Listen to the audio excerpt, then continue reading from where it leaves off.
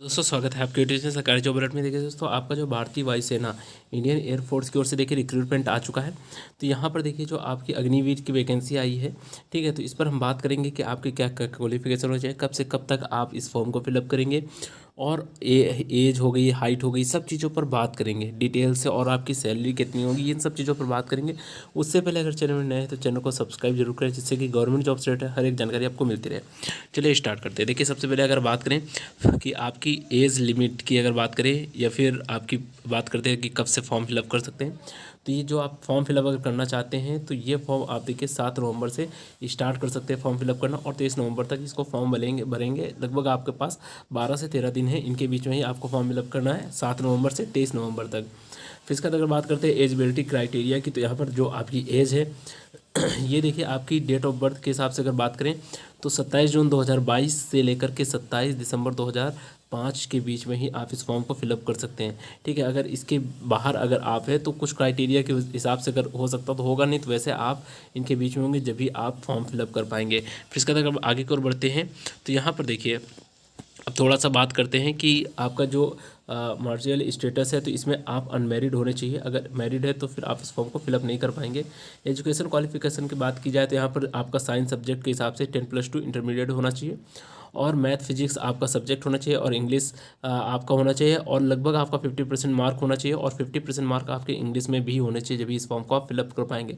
अगर इंग्लिश में आपके 50% मार्क नहीं है तो इस फॉर्म को नहीं फिलअप कर सकते, और इंटरमीडिएट में भी अगर आपके फॉर्म अगर 50% नहीं है तो भी आप फिलअप नहीं कर पाएंगे।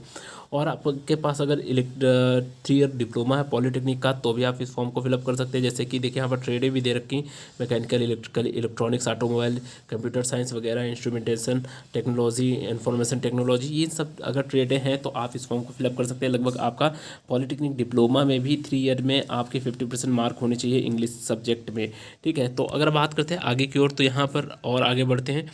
तो यहाँ पर देखिए अब आता है आपकी हाइट वगैरह हो गई, ठीक है। मेडिकल की जो एक तरह से डिफिशियंसी है या फिर स्टैंडर्ड है, उसकी बात कर लेते हैं। तो यहाँ पर देखिए हाइट जो है आपकी 152.5 सेंटीमीटर ली जाएगी मेल कैंडिडेट के लिए, और फीमेल के लिए 152 सेंटीमीटर ली जाएगी।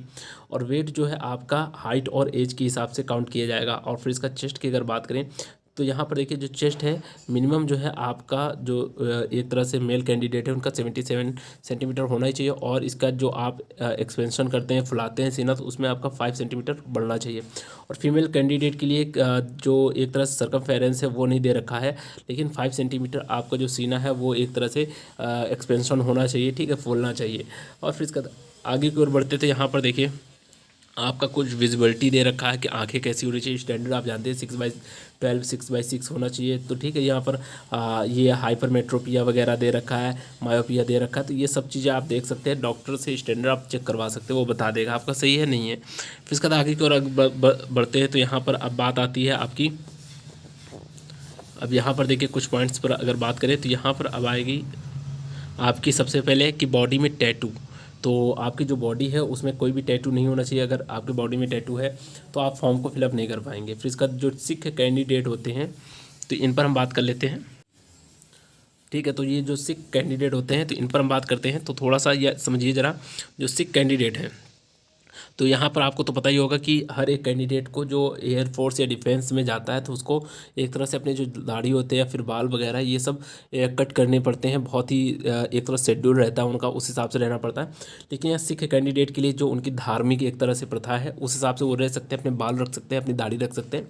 तो वही बताया गया है कि सिखों के लिए केवल छूट है, और किसी भी कैटेगरी या फिर किसी भी रिलीजियस के पर्सन के लिए छूट नहीं है। फिर चाहे हिंदू हो, मुस्लिम हो, सिख, ईसाई हो, और किसी के लिए नहीं, बस सिख को छोड़ करके, क्योंकि उनमें ये टर्म चलता है, कंडीशन चलती है। फिर इसका अगर थोड़ा सा और आगे बात करते हैं तो यहाँ पर आगे की ओर बढ़ते हैं। तो यहाँ पर देखिए एक चीज़ और है कि जो आपकी ट्रेनिंग या फिर बोल सकते हैं लीव वगैरह हो गई, ट्रेनिंग वगैरह हो गई, तो ये तो आप जानते हैं कि लगभग 4 साल की जॉब होती है आपकी, ठीक है। और एनुअल जो आपकी छुट्टियां होंगी वो केवल 30 दिन की होंगी। सिक लीव वगैरह मिलेगी मेडिकल के हिसाब से, ठीक है, जैसे मेडिकल एडवाइस दी जाएगी, मेडिकल फैसिलिटीज़ वगैरह दी जाएगी जब तक आप जॉब करेंगे, ठीक है, उसके बाद तो नहीं है। फिर इसके बाद अगर आगे की ओर बढ़ते हैं तो यहाँ पर देखिए जो आपकी पे की अगर बात करें तो यहाँ पर जो है आपका 30,000 रुपये पर मंथ के हिसाब से स्टार्टिंग हो जाती है, ठीक है। और इसका देखिए थोड़ा टर्म अगर बात करते हैं निधि पैकेज वगैरह की, तो यहाँ पर देखिए बहुत अच्छी चीज़ है ये जॉब का। मैं थोड़ा सा फ़ायदा भी आपको बताऊँगा बाद में। देखिए यहाँ पर अब देखिए क्या है पैकेज की, first year, second year, third year, fourth year, क्योंकि आपको पता है 4 साल के लिए जॉब होती है। ऐसा नहीं कि हर एक कैंडिडेट के लिए 4 साल के लिए हो, कुछ कैंडिडेट्स के लिए बढ़ भी जाती है, उसकी भी बात करेंगे। यहाँ पर देखिए आपकी पहले साल 30,000 रहेगी, दूसरे 33,000, तीसरे साल 36,500 रुपये और चौथे साल 40,000 रुपये आपकी सैलरी हो जाएगी। लेकिन उसमें से पहले साल आपको केवल 21,000 रुपये हर मंथ मिलेगा, फिर इसका 23,100 रुपये मिलेगा, 23,100 रुपये मिलेगा। फिर इसका अगर बात करते हैं तीसरे साल तो 25,550 रुपये मिलेगा और चौथे साल आपको 28,000 रुपये मिलेगा। फिर इसका देखिए जो आपका एक तरह से कंट्रीब्यूशन होता है, ठीक है, फंड में, तो ये यहाँ पर सेविंग हो जाता है। जो आपकी ये सैलरी होती है उसमें से कट के फंड इतना सेविंग होता है, तो टोटल आपका 5.02 लाख मतलब 5 लाख के आसपास रुपया पहुँचता है जा करके, ठीक है। लेकिन जब आप चौथे साल यहाँ से रिटायरमेंट लेते हैं या फिर हटते हैं इस जॉब से, तो यहाँ पर लगभग आपको 10 लाख के आसपास आपको निधि पैकेज मिल जाता है, मतलब 10 लाख रुपये आपको मिलेगा, जस्ट डबल होकर मिल जाता है, ठीक है। तो इस देखो यहाँ से आपको दो फायदे होते हैं कि आपने 4 साल की जॉब भी की, आप एक तरह से डिफेंस लाइन में भी गए। और यहाँ पर देखिए आप ऐसे ऐसे कोई भी जॉब नहीं होती है। फिर आप इंटर करने के बाद सोचें कि कहीं पर कोई डिप्लोमा करें या डिग्री करें तो उसमें आपका रुपया जाता है। लेकिन अगर आप अग्निवीर में होते हैं तो यहाँ पर आपको रुपये भी आता है 10 साल में लगभग। आप 4 साल में लगभग कितना भी हो आप पेमेंट सैलरी तो उठाते ही हैं। और अदरवाइज़ आपको जब वहाँ से 4 साल हो जाता है कंप्लीट तो आपको लगभग 10 लाख रुपए भी मिलता है। और उसका जो आप 4 साल जॉब करेंगे तो उसमें आप कम से कम 6-7 लाख 5 लाख रुपए जोड़ ही लेंगे। तो लगभग ये समझ कर चलिए 4 साल में आप कितना भी हो कम से कम नहीं तो 20 लाख तक तो आप सेविंग कर सकते हैं, या फिर आपके पास 15 से 20 लाख रुपए हो जाते हैं, ठीक है। और साथ में ही आपको सर्टिफिकेट भी मिलता है, जैसे कि डिप्लोमा करते हैं सर्टिफिकेट मिलता है, बीटेक करते हैं या फिर आप कोई डिग्री करते हैं तो भी आपको सर्टिफिकेट मिलता है।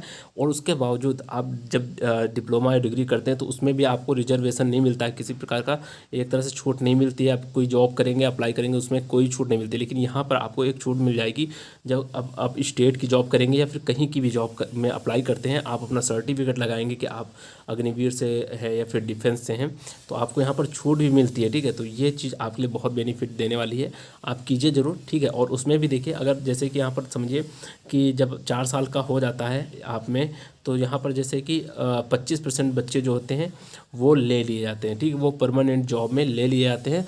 और जो 75% बच्चे होते हैं वो आउट कर दिए जाते हैं, ठीक है, उनको 10 लाख रुपए दिया जाता है। और फिर वो अपना जो भी अपना तैयारी करना चाहे, बिजनेस करना चाहे, वो बात की बात है, ठीक है, वो अपने ऊपर कर सकते हैं। तो ये देखिए आपके लिए बहुत अच्छी जॉब होने वाली है। अगर चैनल में नए हैं तो दोस्तों चैनल को सब्सक्राइब जरूर करें। इस तरह की गवर्नमेंट जॉब से रिलेटेड हर एक जानकारी आपको मिलती रहेगी। फिर मिलते हैं नेक्स्ट वीडियो में। धन्यवाद दोस्तों।